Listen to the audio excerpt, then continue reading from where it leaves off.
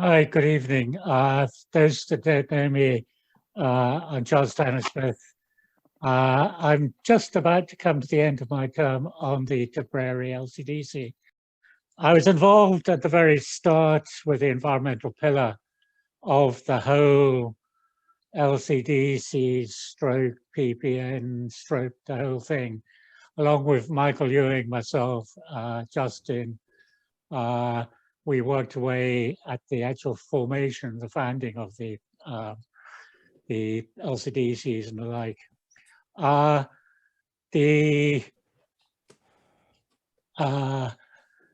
And for us in Tipperary, there had been a committee chaired by Sean Healy, on which Michael was on, and so on. We also had a lady on, Sinead Carr. Sinead was actually became the County Council's, she was the LCDC's first operations, person. So the fortunate thing about that is that in Tipperary, we had myself, we had Sinead, and we had a lady called Sarah Bark, who all knew, because we'd been involved in those pre-meetings and everything else. We knew how it should be done, and we were determined to set up the Tipperary PPN and the Tipperary LCDC according to the way it should be done. There's different stories about the genesis of the LCDCs. It was all started by Big Phil.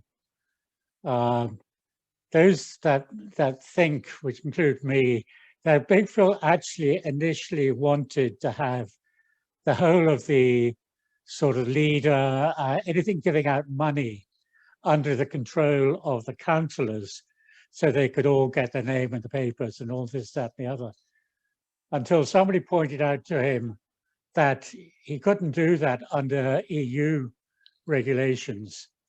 So they then set up the LCDCs, which maybe they should have set up in the first place. But they were, as you see, set up as continued representatives of members of the local authority, other state agencies, community and voluntary sectors, and social partners, which included the environmental pillar. And it's always on an LCDC has to be one more non-statutory person. The statutory people being people like actual employees of the council. There would always be at least one or two, a nominee of the actual CEO and another. And then you have the likes of the local enterprise offices, the ETBs, and a number of others like that. And then on the non-statutory, you would have, in our case, we would have the CEOs of the two leader companies in the county. We would have a farmer's rep. We would have a business rep. And we actually have 6 PPN reps. The minimum actually is 5. 2 social inclusion, 2 community, and 1 environmental. But they, blessing their hearts, gave us 2 environmental reps. So, well, it's still the minimum is still 5, but we're actually 6.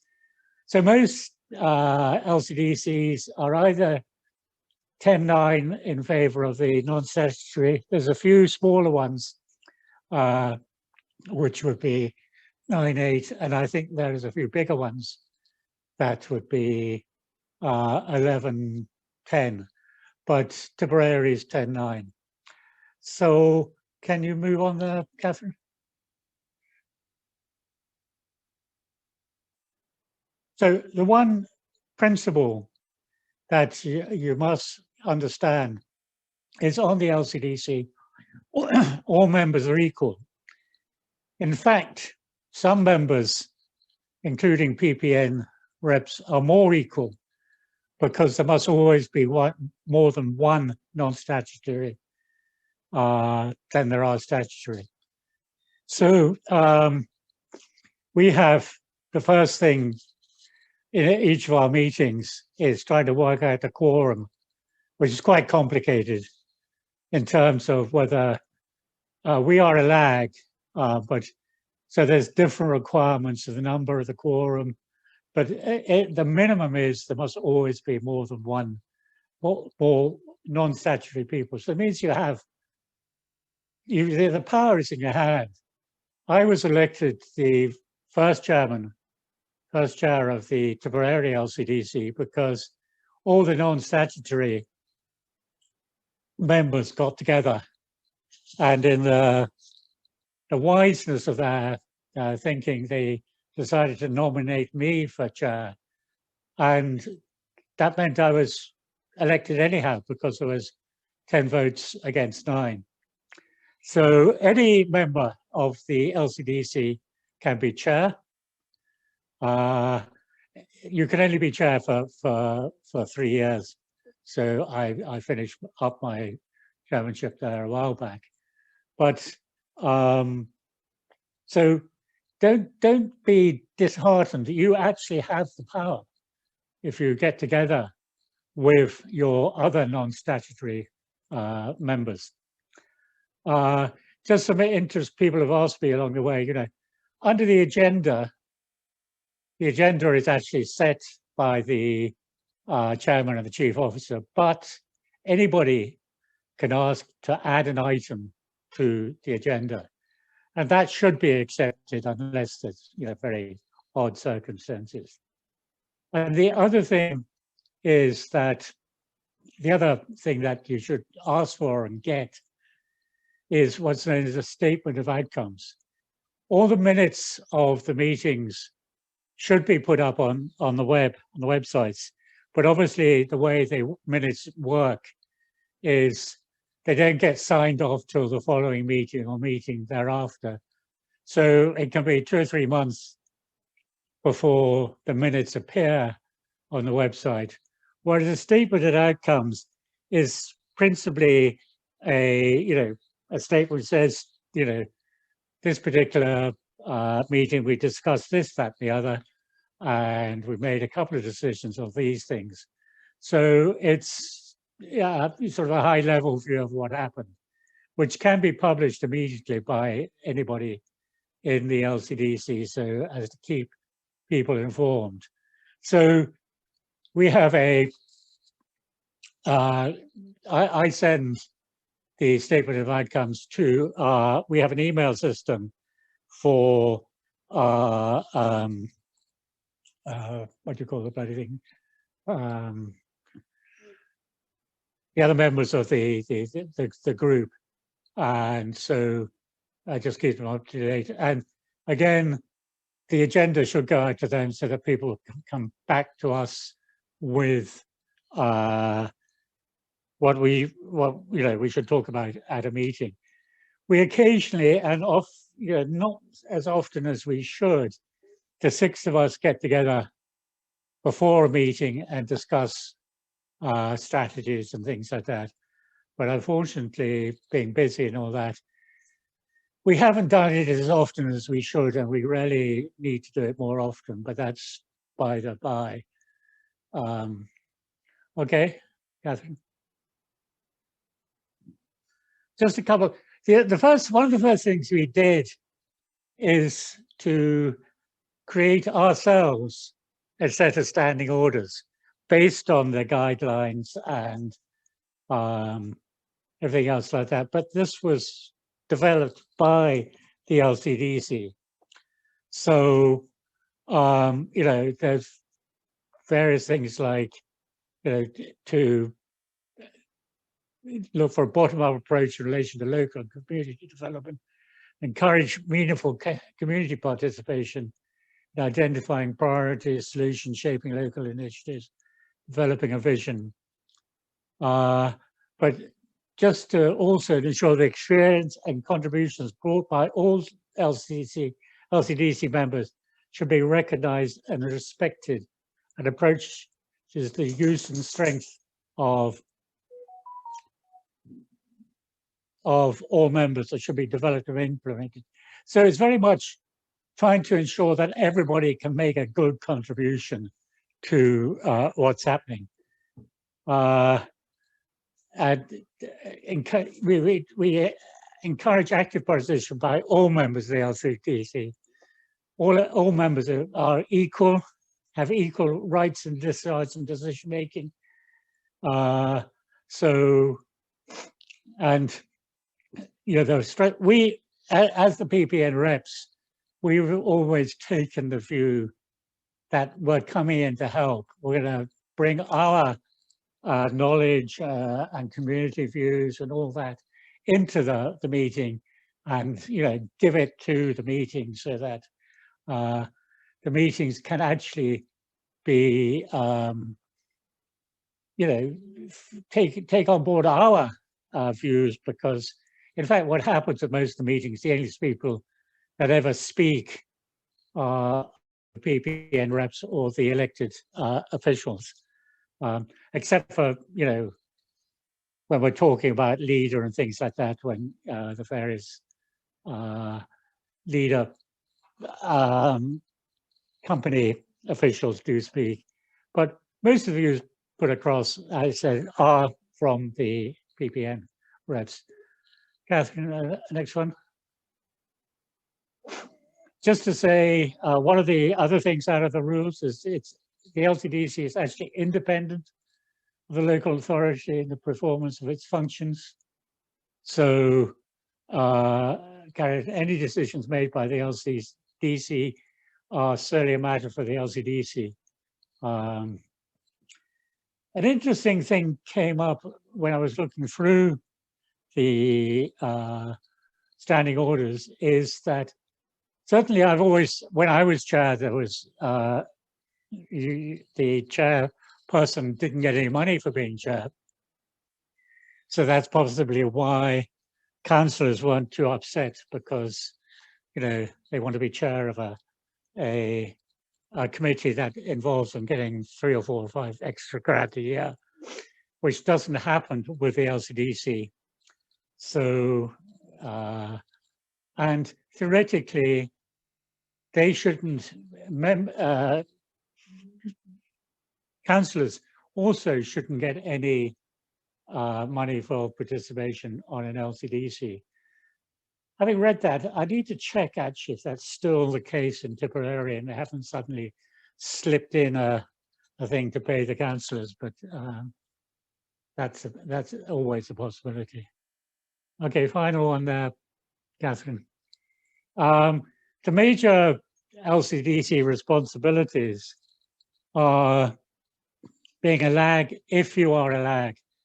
Not all LCDCs are lags or local action groups or leader groups. Kilkenny, I know, isn't, and a few others.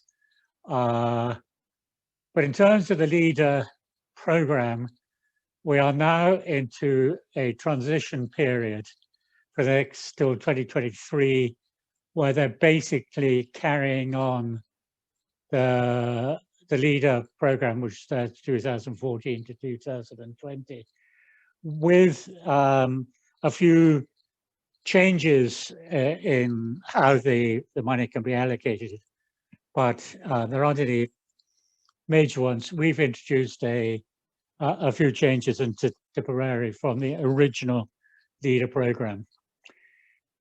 There will be a new leader program starting in 2023, and I take it there will be a need for originally, when the leader programs were opened up, they looked for expressions of interest from bodies that wanted to be a leader lag, and most LCDCs put that in, and most of the LCDCs were awarded the legal lag.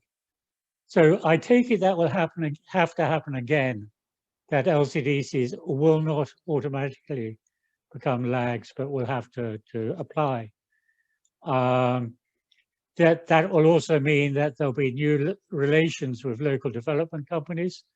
In Tipperary, we basically have outsourced the actual work of, going out, finding groups to give money to and all that kind of stuff to the existing local development companies.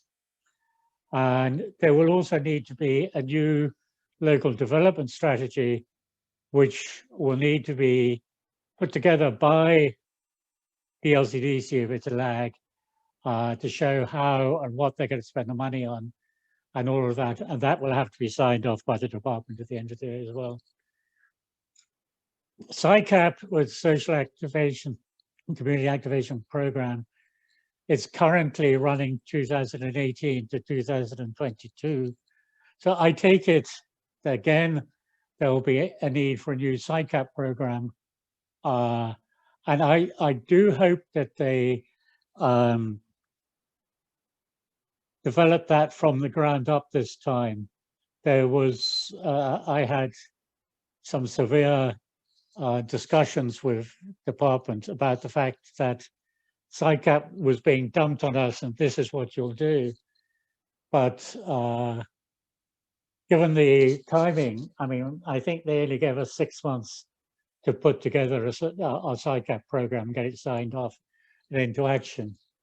There wasn't time to actually do a bottom-up SICAP program, but I take it that there will be a push to achieve that next time.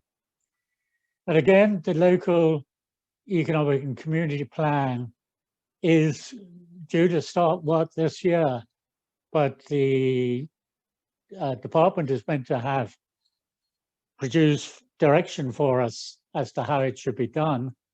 At the last LECP, we as the PPN reps told the council that they hadn't a clue how to run a proper consultation, public participation and so on, and that we would show them how to do it, and we worked with them to actually put proper participation. We had meetings, 8 or 10 meetings around the county, twice in some cases, to actually ask the people what they wanted in the LECP.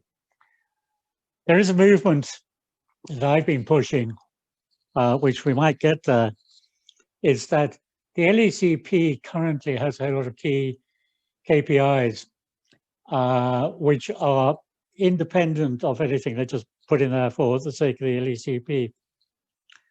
But I feel it would be a very positive thing if we can actually use the same KPIs as the SDGs within the LECP, so that we're not just, which is currently the last round was done, of just saying, oh, this deals with SDG 1, this deals with SDG 14. The usual way they've been doing this, just linking an SDG to something, but actually, so it's flipped over so that the SDGs are actually driving the LECP. But we will see what happens the next few months to see if that's actually going to happen.